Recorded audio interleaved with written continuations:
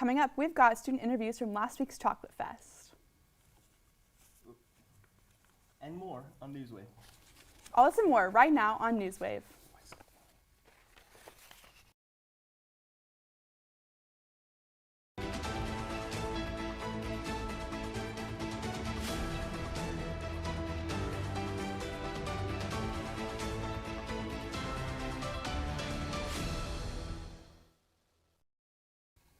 Welcome back to Newswave. Today is Friday, February 23rd, and it is an absolutely beautiful day at Trinity University. I'm Kayla Reese. And I'm Caleb Reed. Today's first story contains the Google Drive crash from early February. What started as an innocent maintenance on Trinity's Google Workspace turned into chaos when Google Drive accounts were rendered unusable. On February 3rd, students and staff alike were left unable to edit or create any files on Google Apps, such as docs, slides, and sheets. The problem occurred because of multiple issues between Google and an external vendor during scheduled maintenance of the workspace. As a result, ITS was placed into a difficult position. The maintenance, which was pushed by the university upgrading the previous Google license to a higher tier of service and security, was performed during the weekday, despite it originally being scheduled for the weekend. Because of the confusion with the Google Drive accounts, the IT department received over 100 members of Trinity's community calling in to inquire about the issue, only to be told there was no immediate solution. Despite the 3-day inconvenience, maintenance had been completed. The current Google Drive capacities of Trinity emails should benefit from the recent upkeep. The process cost over tens of thousands of dollars to complete and resulted in the best security measures that Google offers, including 200 terabytes of storage. In some more positive campus news, TigerTV hosted a stand at Trinity's annual Chocolate Fest. In addition to handing out hot chocolate pancakes, and surprisingly delicious chocolate-covered jalapenos, we had a chance to interview some fellow student organizations. Take a look.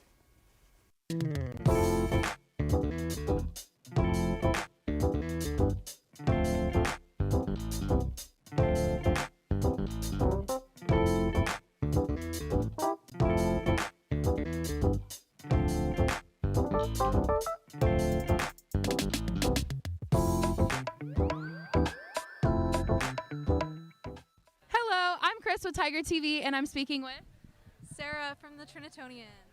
Annabelle Hicks, president of TUPS. Nilu, and we're here for the Writing Center today. Nick Sapola, and I'm a member of the Chem Club here at Trinity. Sam, and I'm here with Pride. Priscilla, I am actually from our catering department here at Trinity in Chartwells. All right, describe what you guys made for Chocolate Fest. We have brownies, we have chocolate-covered pretzels and marshmallows, and then we have some chocolate-covered strawberries. Well, in collaboration with our sister club, FTO, we made chocolate doors that are made out of caramel and pretzels. Chocolate doors? So, like, what's the significance of a door?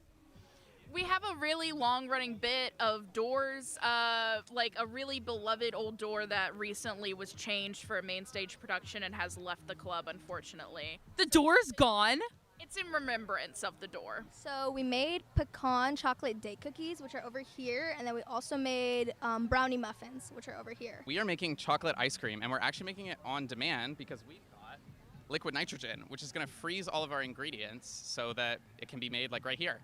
So I don't think we've participated in Chocolate Fest for the past couple of years, so we decided to do some chocolate-covered strawberries because we figured it would be a good way to enter into it, and it would be a good, fun, and delicious treat. We have a chocolate fountain, which you have many different desserts that you guys can grab. We have donut holes, we have churros, pound cake, marshmallows, graham crackers, and Rice Krispie treats for everybody. What's your personal favorite?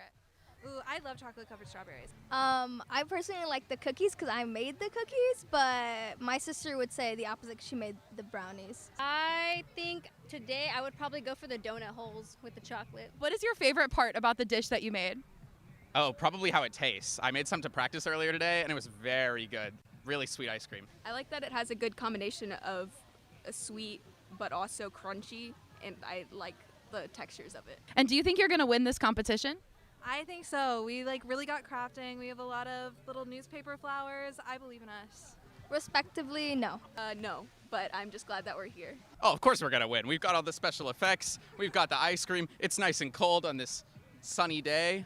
It's the perfect combo.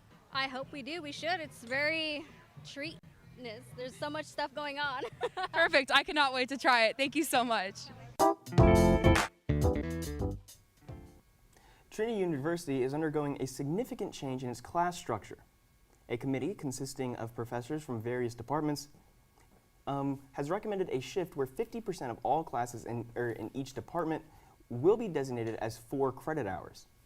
This decision stems from the belief that students would benefit from a lighter class load.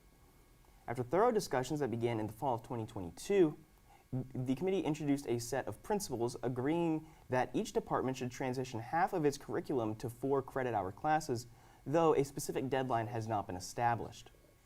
The goal behind this move is to enable students to focus more on fewer classes, facilitating deeper understanding while also easing the workload for faculty members who will be required to teach fewer classes each semester.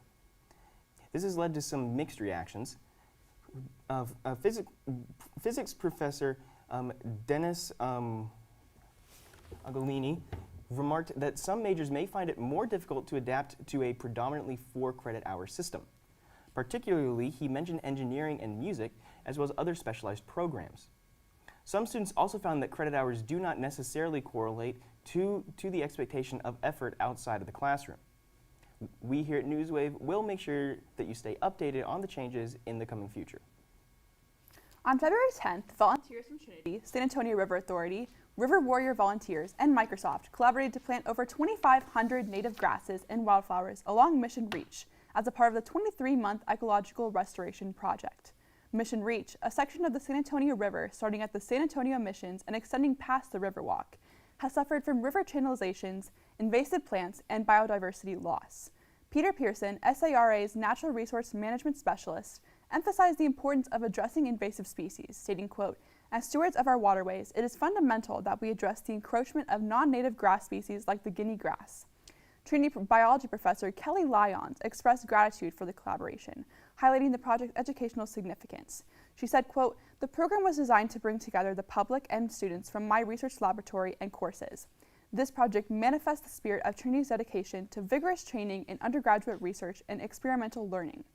Lyons' involvement since fall 2023 has provided students with valuable field-based research experience.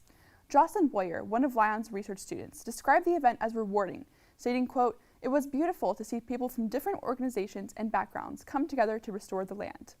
Moving forward, Trinity volunteers and the public will collect data each fall to monitor the project's progress, with SARA providing support for large-scale restoration efforts. The project aims to develop knowledge and best practices for invasive species removal and native grassland restoration, benefiting both the environment and the community engagement. Still up ahead, we've got an inside look at one of Trinity's most popular club sports. And some heartwarming stories from the San Antonio area. Stick around, Newswave will be right back in 30 seconds. Patriotism.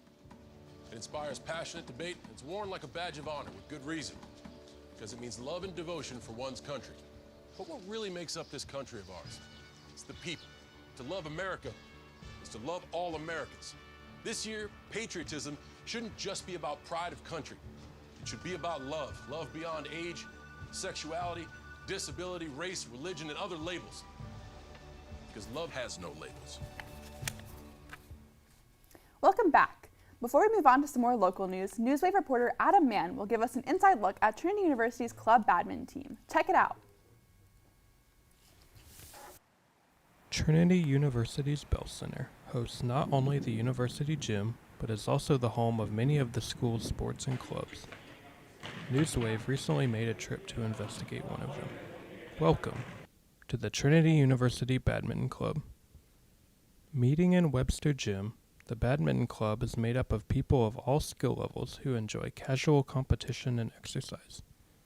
Normally hosting practice hours on Fridays and Sundays from 5 to 8 p.m., the club provides all of the equipment needed to play, including birdies, rackets, and nets. Members enjoy hanging out, moving around, and playing the sport of badminton.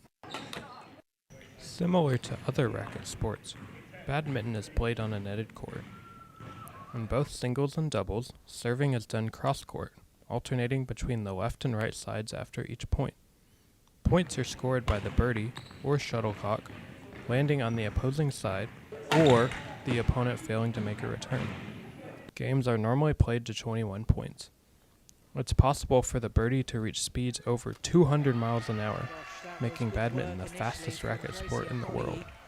To learn more about the club, we asked several members about their badminton experience. I have been playing for, I guess, around 2-3 years. I believe it started when I got like a badminton set for Christmas. I thought, hey, I haven't played this one. It's been a while. It should be pretty fun. So I've been with badminton club since my freshman year, so that's about a year and a half in total. And I played kind of casually in my backyard the summer before joining badminton club. But yeah, I've been seriously playing for about a year and a half. The members emphasize the enjoyment and sense of fulfillment that can be had playing the sport. What I really like is how the quick intensity of the game. Like, it's so fast that it's pretty entertaining. And it just makes quick decisions so much fun and satisfying. And it's not like in tennis or maybe in ping pong that when you hit it, it might have like different types of spins and angles. No, when you hit it, it will be literally exactly how you expect it. Like, you can tell from like, oh, I know what kind of shot this is. Ever since you just started hitting it, I was like, oh, I know what kind of shot it is. Generally speaking, I like hitting power shots, way satisfying, just seeing the absolute speed of the birdie hitting the ground. It's just very satisfying hitting the birdie. Like if you get like a good like downward hit, it's very satisfying. And just like after like a long, hard point, like running around the court, just like when you finally score the point and you just kind of feel this sense of relief, and you're like, I don't know, it's very satisfying. And it's pretty tiring, but like you feel good afterwards. We asked members of the club to describe the sport of badminton for people who may be unfamiliar with it. I would say it's kind of similar to a lot of other racket sports, like ping pong, pickleball.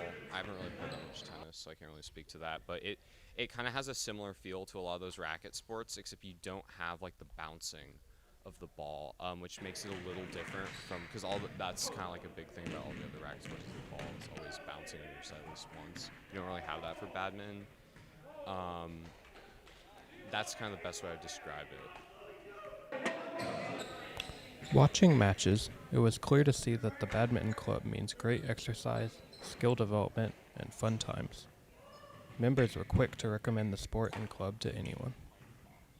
Especially for newer players, I would recommend it because it's pretty fun. And for obviously anyone who has played like a racket sport, like I played ping pong beforehand, it's pretty good. So it's a very good sport, not for exercising as well. Like you run, your arm gets stronger. It's very good exercise, but you get so tired afterwards.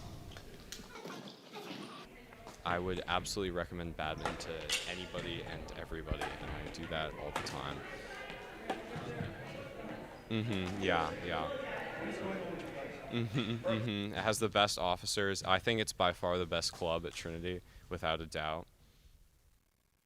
An Austin man has set a new world record for the fastest half marathon while dribbling a ball. Ben Dung finished the feat in 1 hour, 21 minutes, and 38 seconds, beating the previous record by more than 3 minutes. In order to break the record, Ben had to keep his dribble for the duration of the race. This means that he was not allowed to pick up the ball, and if he lost his dribble, he would have to reset from where he lost it. A former track and cross country athlete, Ben was sponsored by the San Antonio Spurs during his attempt. The new world record holder is currently working towards his MBA at the University of Texas San Antonio and was thrilled to break the record. After the race, Ben couldn't have been happier, saying, quote, "It doesn't feel real. I'm honestly in belief and I'm shaking." On Monday, the San Antonio Zoo announced a surprising candidate for president as Timothy the Hippo officially got his campaign rolling. Timothy is an 8-year-old Nile hippopotamus, and according to his handlers, he, quote, aspires to bring joy and positive change to the nation. Timothy's campaign comes with an agreeable campaign slogan that should appeal to many voters, naps for all. The zoo is selling merchandise on behalf of Timothy, including t-shirts, bumper stickers, magnets, and yard signs. These items are available for purchase at the zoo and on their website.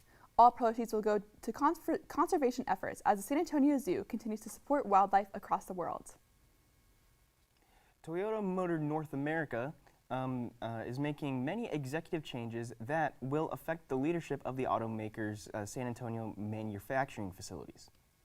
According to KSAT.com, Susanna Kazunis has been appointed as the new president of the Toyota Motor Manufacturing Texas Incorporated plant in San Antonio.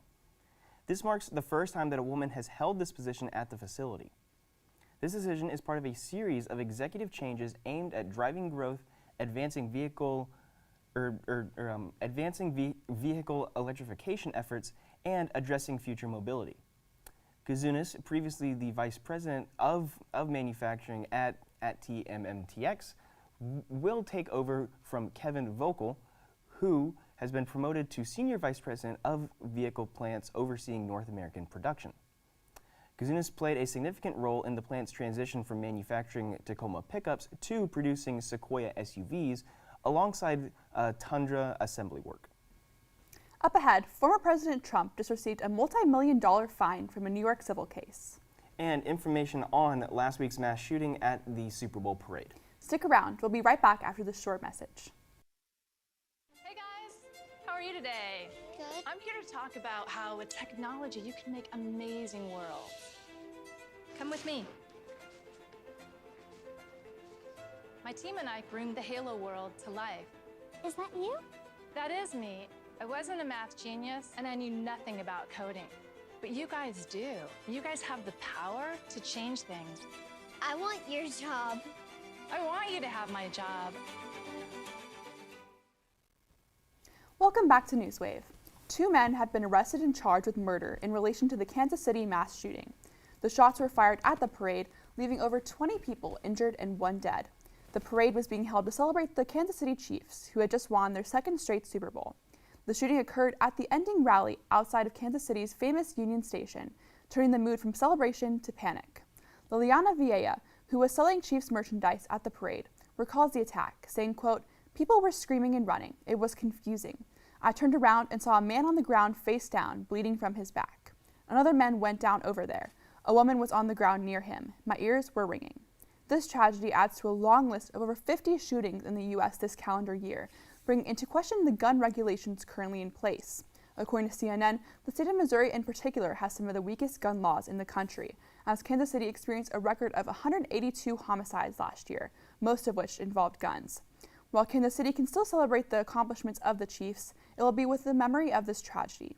As one Chiefs fan put it, quote, "I hope the Chiefs win another Super Bowl, but I won't be coming to another parade."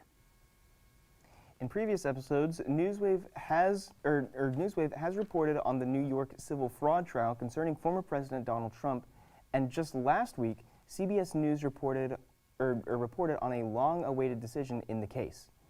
This case was brought forth late last September when Judge Arthur Engoron affirmed the New York Attorney General's claim that Trump misrepresented his wealth by billions of dollars in financial statements. After months of testimony, last Friday, February 16th, the judge handed down a 92-page decision ordering the former president to pay $453.5 million in fines and interest fees. The harshly written decision asserts that Trump and his associates' fraudulent behavior, quote, shock the conscience. And furthermore, Engoron remarked on the refusal of the former president to take responsibility for his crimes, instead opting for a, quote, complete lack of contrition and remorse. The ruling is one of the largest sanctions in New York corporate legal history, and in addition to the sizable fine, bars the former president from seeking bank loans or serving as a director of any corporation in the state. Despite the strict penalties, Trump has sworn to appeal the decision, and his legal team is adopting a familiar defense.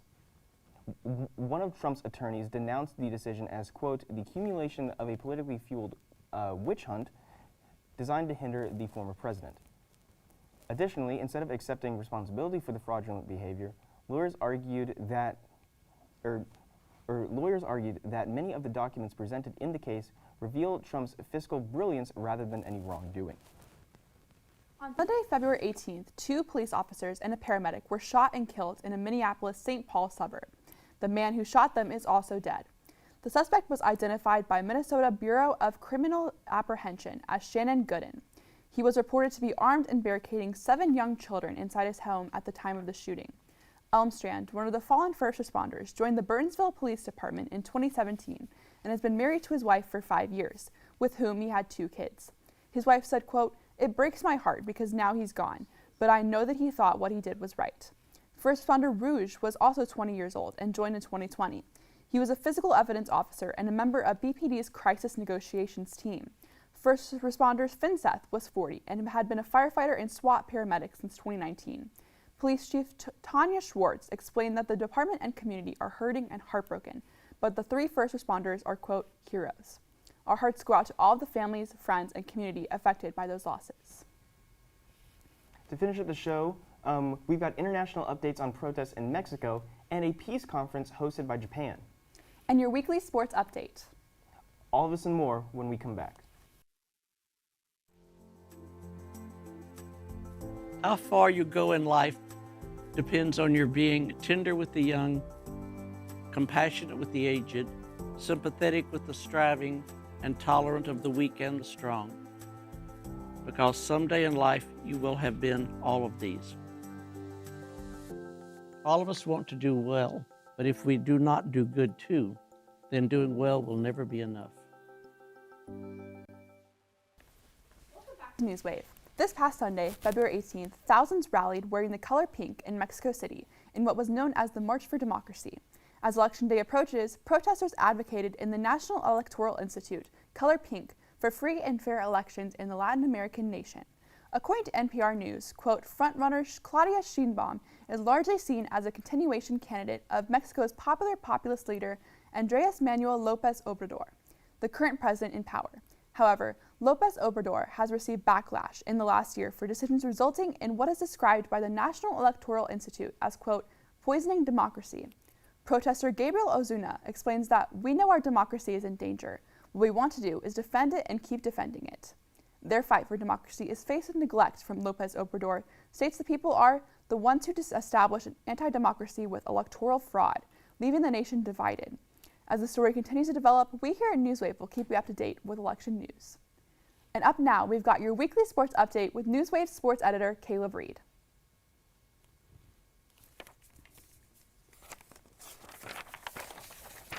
Hello there, everyone. My name is Caleb Reed, and welcome back to Newswave. We've got a ton to get into today, so let's make sure to jump right into it.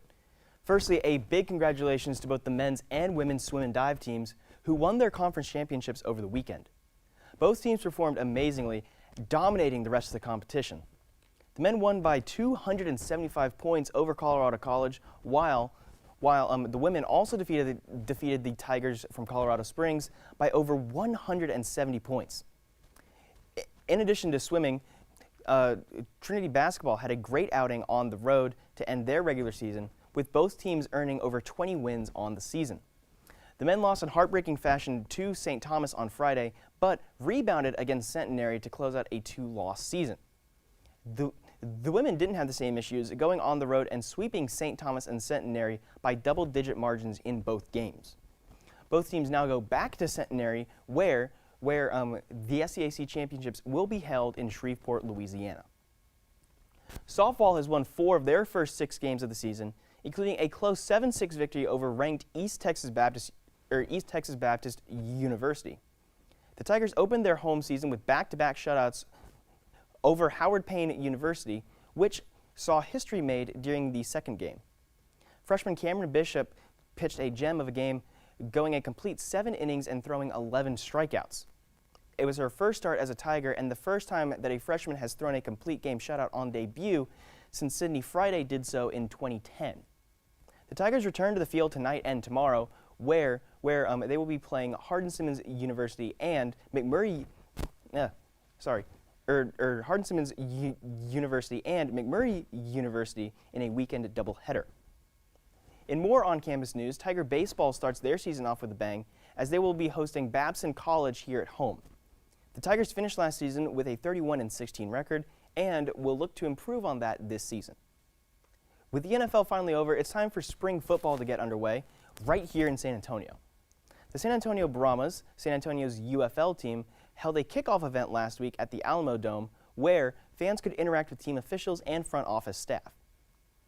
Fans had the opportunity to sit down with important team figures like new head coach Wade Phillips, as well as former Dallas Cowboy and current head of UFL operations Daryl Johnston.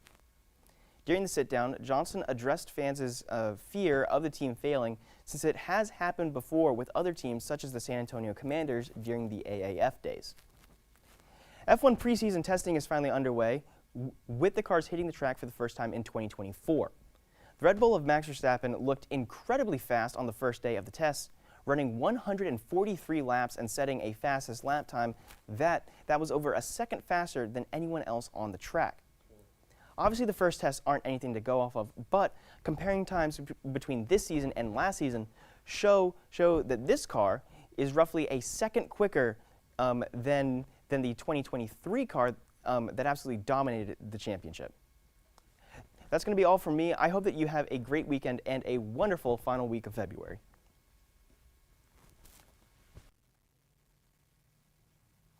Just before the 2-year anniversary of Russia's invasion of Ukraine, Japan is deciding to host a conference to discuss reconstruction efforts.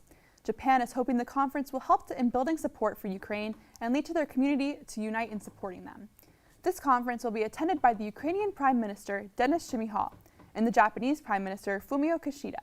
Many other officials from both countries as well as Japanese companies will also be in attendance to add input to the reconstruction.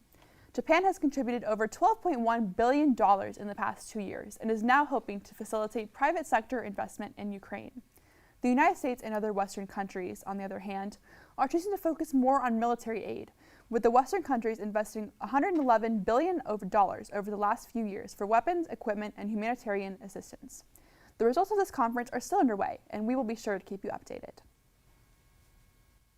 That's all the time we have for this week. Thank you for watching. Be sure to tune in at the same time next week on Friday, March 1st, as Newswave airs its last episode before spring break. I'm Caleb Reed. And I'm Kayla Reese. We'll see you next week.